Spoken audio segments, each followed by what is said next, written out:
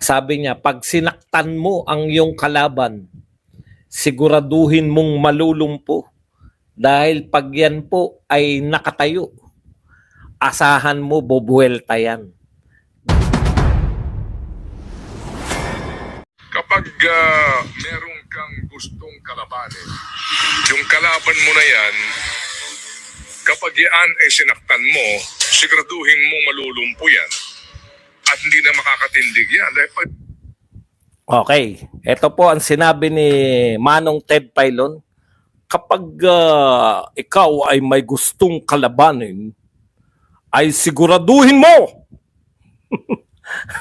na malulumpo mo yan.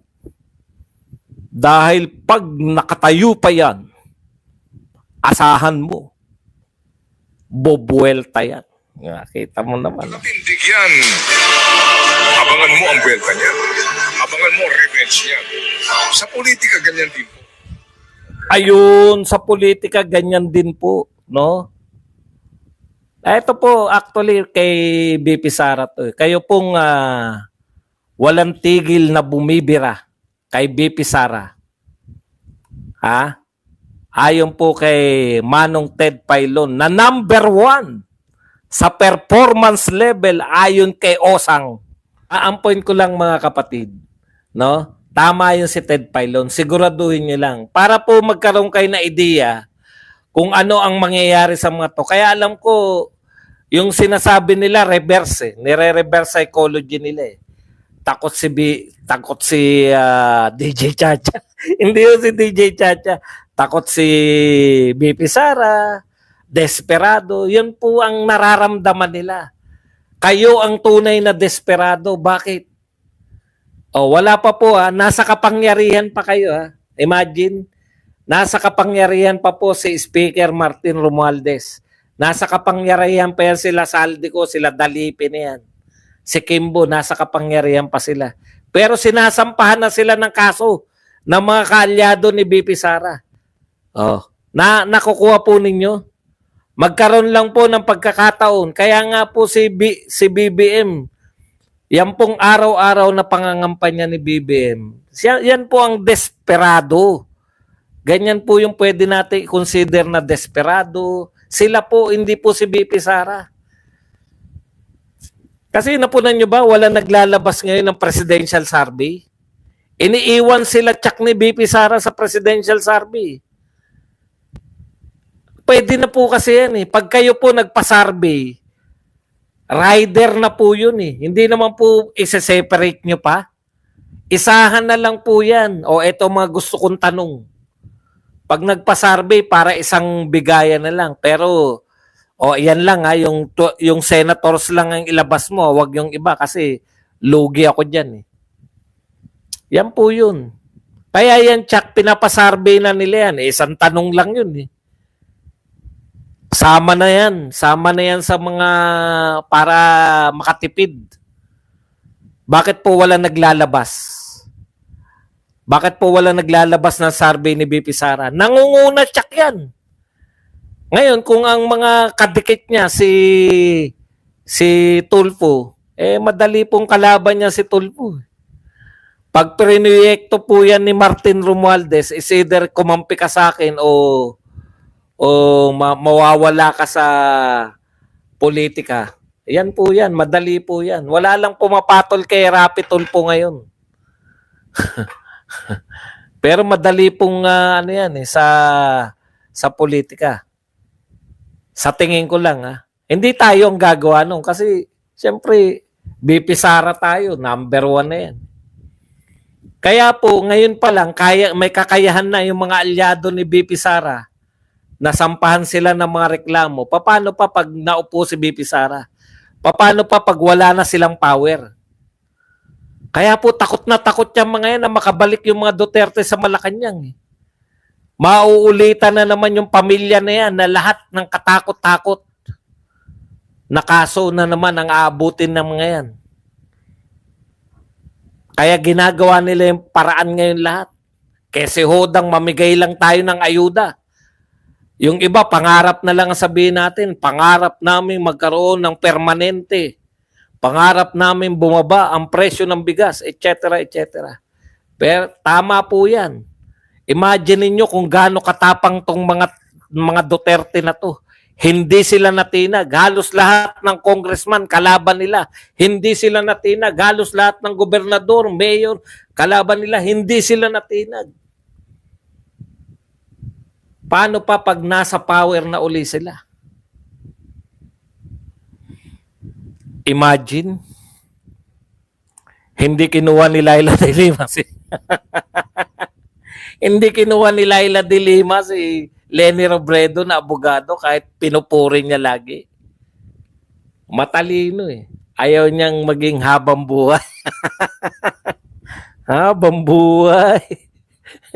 Kayo, paano sinagot ni Luis Ro? Well, how can you tell the size of a woman? Mr. President, how can you, Mr. Chair, how can you tell the size of a woman?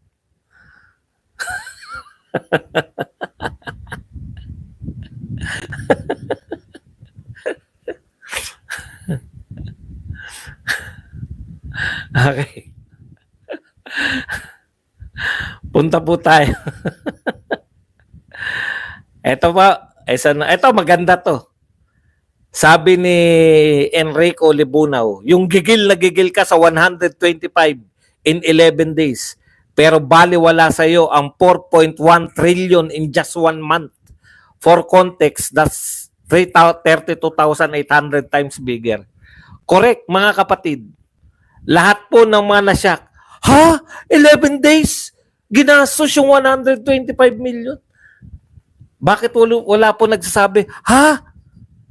4.1 trillion in 1 month?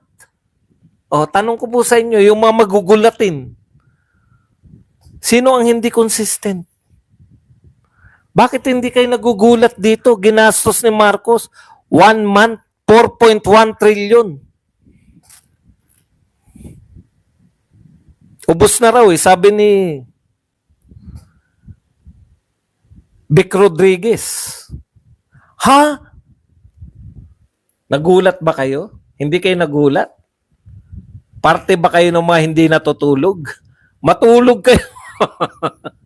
Matulog kasi kayo mga kapatid. Hindi kayo natutulog eh. Nagpataw, eto malupit sa lahat. Kasi maubusan na tayo ng oras. Dito na tayo kay Asidre. Sabi ni Asidre, lagi nakaganyan yan. Tabingi ka rin ba, Asidre? Asidre, bakit lagi ka nakatabingi? Ang pogi talaga ni Asidre, no? Alam nyo, ito po ang pinaka-pogi sa lahat ng pinakamagandang lalaking congressman, si Asidre. Asidre, ano, bumibili ka ba? Nabentahan ka ba ni Maravillas? Sabi po ni Representative Jude Asidre, dito po natin tatapusin ang ating talakayan. Sa termino mo, former President Digong, walang nagawa para pababain ang presyo ng bigas. Huwag mong itulad sa kasalukuyang termino ni President Marcos.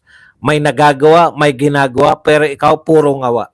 Mga kapatid, ako po nagtataka na talaga eh. Kung pakikinggan nyo po ang mga anti-Duterte, parang napakasama po ng ginawa ni Duterte talaga eh. Parang, ako ba ay nananaginip? Totoo, ang sinasabi nyo ba mas mataas ang presyo ng bigas sa panahon ni Duterte? Huwag na po tayong may ginagawa, may ginangawa, may ginunguya. Buti nga, si Marcos daw, merong ginagawa, si Duterte daw ngumangawa. Ikaw, ngumunguya. Asidre. Hindi ko po talaga maintindihan. Ako lang ba ang nakaramdam nito? Tuwing makikinig ako sa kanila, parang baliktad na nangyari. Hindi raw napababa ni Tatay Digong yung presyo ng bigas. May issue ba ng presyo ng bigas ng Tatay Digong? Mas mataas ba ang presyo ng bigas ni Tatay Digong noon? Hindi ko po makuha talaga. Ang alam ko ngayon nagrereklamo, ang mga tao sa taas ng presyo ng bigas. Yung pala panahon pala ni Digong mataas ang presyo ng bigas. Ibig sabihin, bumaba ngayon ang presyo ng bigas. Ano po ang ano? Ano po ang hindi ngumungiwi, nakatabingi? Iba po yung ngumungiwi sa nakatabingi. Yung ngumungiwi, iba po yun. Yung tabingi, stroke.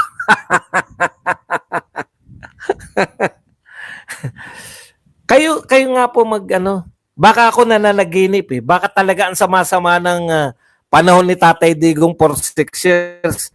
Masyado lang ako nakalutang. Mahal ang presyo ng bigas, matindi ang krimen. Talaga ba? Wala nagawa si Digong para panaygawa. Ano yung dinadaanan kong Skyway? Ano yung nadaanan kong Sisilix? Ano yung dinadaanan kong tulay? Talaga bang mataas ang presyo ng bigas noon kaysa ngayon?